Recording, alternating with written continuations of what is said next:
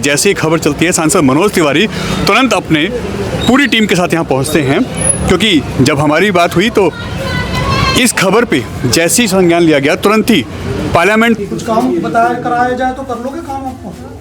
ठीक है, तो देखते हैं अपनी व्यवस्था। जी ओम प्रकाश तुम्हारे पास वो है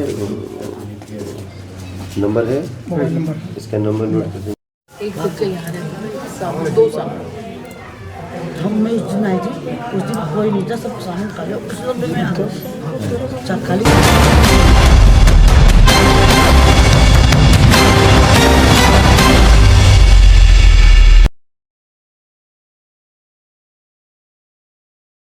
नमस्कार दोस्तों, मैं आपका दोस्त आपका साथी चंद्रजीत शर्मा। घोंडा में इसकी दरिंदगी की गई है। इसके बाद प्रशासन, सांसद, विधायक, निगम पार्षद और पूरा अमला हिल चुका है। जैसे हमने खबर चलाई उसके बाद लगातार एक के बाद एक यहाँ पे अब लोगों का मिलने का और इस बच्ची को बढ़िया ट्रीटमेंट और उसके खाने की अच्छा दवाइयों का, इसका इलाज का जो पूरा बंदोबस्त है उसके लिए अब यहाँ पे प्रशासन खुद यहाँ तैयारी कर रहा है। सांसद मनोज तिवारी जैसे उनको खबर लगती है तुरंत वो हमसे बात करते हैं, यहाँ आते हैं और उसके बाद इसका ट्रीटमेंट कराने का वो पूरा इंतजाम कराते हैं। अभी कुछ ही देर में वो प्रॉपर हॉस्पिटल ले जाएगा और वहाँ पे ट्रीटमेंट होगा। इसके खाने की व्यवस्था हो रही है अच्छा, क्योंकि भोजन सबसे पहला नीड होती है। अगर सही भोजन और सही दवाइयाँ और सही इलाज टाइम पे मिले तो किसी भी मुसीबत से आप निकल सकते हैं और यहाँ पे यही हो रहा है। यहाँ की निगम पार्षदा प्रीति गुप्ता जी, उन्होंने तुरंत ये फैक्ट्री सील कराई जहां पे ये ऐसा काम हुआ है और उनका साफ कहना है किसी कीमत पे यहां पे ऐसी फैक्ट्री नहीं चलने देंगे।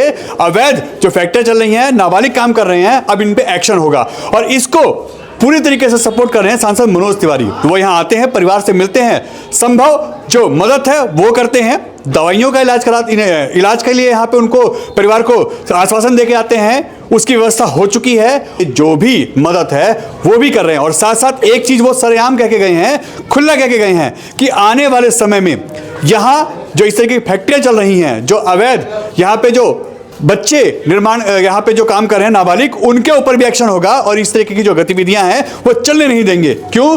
क्योंकि यही इस मुसीबत का सबसे बड़ा कारण हो रहा है और जिस तरीके से यहाँ इन घटनाओं को अंजाम दे रहे हैं वो पहले ही कह चुके हैं संसद में कि प्राइवेट बिल ला के नाबालिग बच्चों की उम्र का जो मामला है उसको कम करेंगे और कम से कम जो उम्र हो सकती है उसको यहाँ पे अप्लाई करेंगे ताकि ये विधेयक पास हो और ऐसे बच्चे जो नाबालिग हैं, जो ऐसे काम करते हैं वो बच जाते हैं, नाबालिग होके अपने आप को बचा लेते हैं। तो अब उनकी खैर नहीं है और इस पे अब एक्शन होने वाला है। देखिए, घोंडा में दुष्कर्म हुआ है, वहाँ पे जैसे ही खबर चलती है सांसद मनोज तिवारी तुरंत अपने पूरी टीम के साथ यहाँ पहुँचते हैं, क्योंकि जब हमारी बात हुई तो इस खबर पे जैसे ही संज्ञान लिया गया तुरंत ही पार्लियामेंट थे और पार्लियामेंट से सीधा निकल के यहाँ पहुँचे हैं। अब आप देख सकते हैं यहाँ पे जो हालात हैं, इस साथ बहुत दिक्कत है, ट्रीटमेंट की भी दिक्कत आ रही है, ऐसी कई चीज़ें हैं और इसमें कहीं ना कहीं जो कार्रवाई होनी चाहिए वो उसमें भी थोड़ी सी लापरवाही जरूर हुई है। ऐसे में अब यहाँ पे सांसद मनोज तिवारी आते हैं, वो किस तरीके का यहाँ पे सपोर्ट करेंगे, किस तरीके की उसका ट्रीटमेंट की बात होगी या उसके साथ और क्या क्या प्लस हो सकता है, तो उसका जीवन कैसे ठीक कर सकते हैं, इसके लिए अब बात करेंगे। और देखिए, परिवार से मिलने आते हैं सांसद मनोज तिवारी इस वक्त और आप देख सकते हैं इस वक्त वो यहाँ घोंडा के इस घोंडा वार्ड में, घोंडा गांव में यहाँ इस वक्त आए हुए हैं और परिवार से इस वक्त मिलने जा रहे हैं। इस खबर से सबकी जो रूह है वो कहीं ना कहीं काम गई है कि जिस तरीके की वारदात हो रही है, आखिर यह सब कैसे कोई सोच भी सकता है। इसी कड़ी में यहाँ पे आज उत्तर पूर्वी दिल्ली के सांसद मनोज तिवारी जी यहाँ आए हैं मौके पे और परिवार से मिलने जा रहे हैं। आप देख सकते हैं कैसे भाई साहब?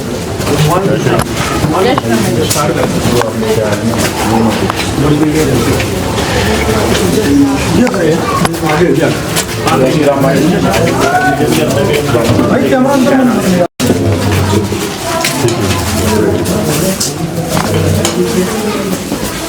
अंदर में जी ओम प्रकाश तुम्हारे पास वो है नंबर है, मोबाइल नंबर, इसका नंबर नोट करके मुझे भेजो। 2 साल। हम मैं उस दिन आई थी, उस दिन कोई नहीं था, सब सामान खा लिया, उस समय मैं आ गया, चार खाली गाड़ी चली दोनों एक किस्म का घटना हुई है, इससे सभी का कहीं ना कहीं दिल रो रहा है। ऐसे में कार्रवाई के ऊपर भी बात उठ रही है कि अभी एक जो लड़का है वो पकड़ा नहीं गया है, ट्रीटमेंट भी नहीं मिल पा रहा प्रॉपर जो होना चाहिए। ऐसे में आप आए हैं तो अब क्या मदद हो रही है बच्ची की? देखिए, वास्तव में घटना तो इतना दर्दनाक है कि सुन के ही मन दुख से भर जा रहा है। दुख भी हो रहा है, गुस्सा भी हो रहा है। अभी मैं परिवार से उनके मिला हूँ, हॉस्पिटल ले जा रहे हैं, तो वैसे बातचीत कर रही है, लेकिन उसको कुछ समस्याएं आ रही हैं। और वो जो दो लड़के पकड़े गए हैं जिन्होंने ये वारदात किया है, एक जो है वो अभी फरार है। अभी मेरी आने के पहले डीसीपी से भी बातचीत हुई, वो जहाँ भी जाए 1-2 दिन में पकड़ ही लिया जाएगा। बड़ी चिंता की बात यह है कि जिन बच्चों ने ये दर्दनाक वारदात किया है और जिस फैक्ट्री में ले जाके किया है, सभी एक ही समुदाय के लोग हैं। और ये सब कुछ सुन के मन बहुत परेशान है, शब्द नहीं मिल रहा है हम क्या कहें। जो ये परिवार भी बहुत दुखी है। अभी हम लोग परिवार के साथ खड़े हैं। ये लोग रोज़ काम करते हैं, रिक्शा चलाते हैं, फिर अपनी रोज जीवन चलाते हैं बच्चों का। तो हम लोग परिवार के साथ खड़े हैं हर तरह से। अभी उनको कहीं ना जाना पड़े, बच्चे के साथ रहें, इसके लिए हम लोग उसकी कुछ सहायता भी किए हैं। लेकिन ये एक नया चैलेंज है। अभी थोड़े दिन पहले हमने संसद में एक कानून में बदलाव की बात की थी कि जो जुवेनाइल एक्ट है उसमें एज को कम किया जाए, क्योंकि हीनियस क्राइम, ये हीनियस क्राइम है को इस तरह से अब करने वालों में, तो ये सब कुछ तो पॉक्सो एक्ट के अंतर्गत आता है। लेकिन ये भी संजोग है कि जिस फैक्ट्री में बने हैं वो भी उनके ही परिचित का, उनके समुदाय का, तो ये सारा चीज़ बहुत कुछ सोचने को मजबूर करता है। ये बर्बरता है और इसकी जो भी कानूनन कड़ी सज़ा हो सकती है वो तो होगी ही। लेकिन एक बार फिर से वो बात उठी, अभी जो सबसे बड़ा है उसको पकड़ में आने दीजिए। तो हमारी जो एक चिंता पहले से हो रही है कि जुवेनाइल एक्ट के नाम पे बहुत लोग अपराध करके और बचने का रास्ता निकाल रहे हैं।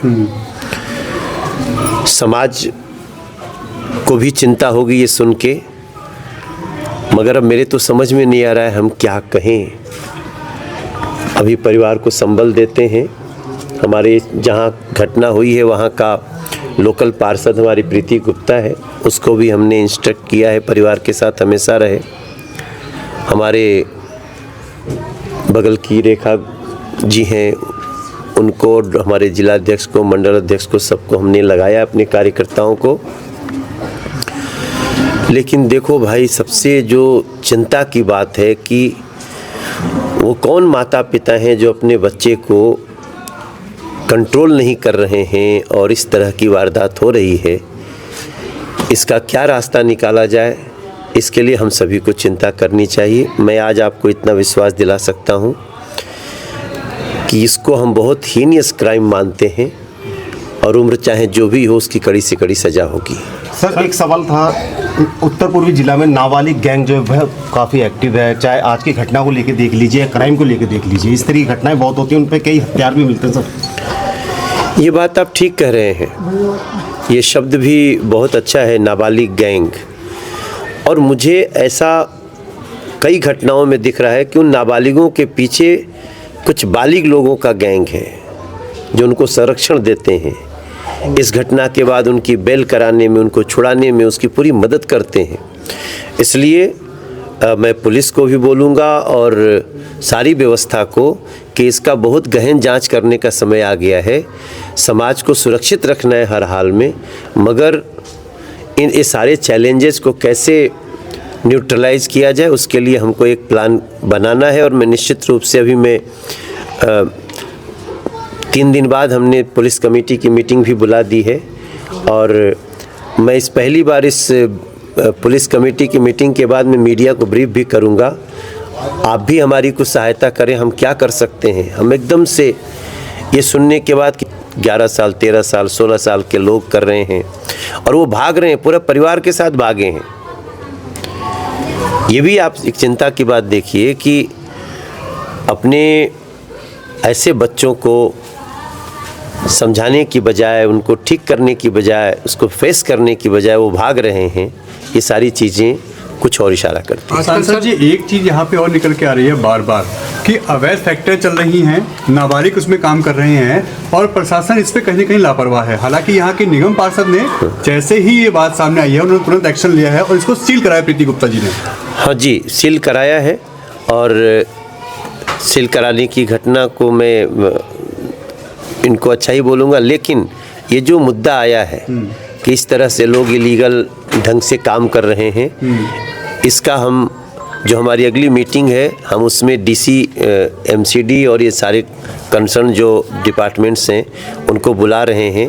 ये बात बहुत गंभीर है और इसका भी निदान करना पड़ेगा। जी बिल्कुल, अभी मुझे माननीय सांसद जी ने बोला है कि जो भी मदद हो सकती है वो करनी है और चूंकि मेरा अपना अस्पताल है, मेरी वाइफ खुद गायनेकोलॉजिस्ट है, इसलिए किसी तरह की समस्या होने नहीं देंगे। अभी मेरी एसएचओ साहब से बात हो गई है, वो थोड़ी देर बाद उनको लेके आएंगे क्योंकि लीगल तरीके से होना चाहिए सब कुछ, और लेके उसको हम अच्छे से चेक करके जो भी बेस्ट ट्रीटमेंट है वो दिया जाएगा। यानी आप अगली जिम्मेदारी आप ले रहे हैं कि बच्चे का ट्रीटमेंट होगा? जी बिल्कुल, अगर पड़ेगी तो आपके हॉस्पिटल में उसका पूरा इलाज जी होगा। बिल्कुल, अगर मदर फादर को ये लगता है कि कोई लापरवाही इलाज में हो रही है, कोई भी ऐसी चीज़ है, उनको ये महसूस ना हो कि इतनी दर्दनाक घटना होने के बावजूद कोई उनको ध्यान नहीं दे रहा है कोई भी, तो उनको आश्वस्त कर दिया है एसएचओ साहब के माध्यम से कि जब भी हो आप जैसे, क्योंकि उनका मन है कुछ चीज़ों के लिए वो मना कर देते हैं, लेकिन जैसे ही वो आएंगे तुरंत उनको इलाज होगा और पूरी जिम्मेदारी ली जाएगी।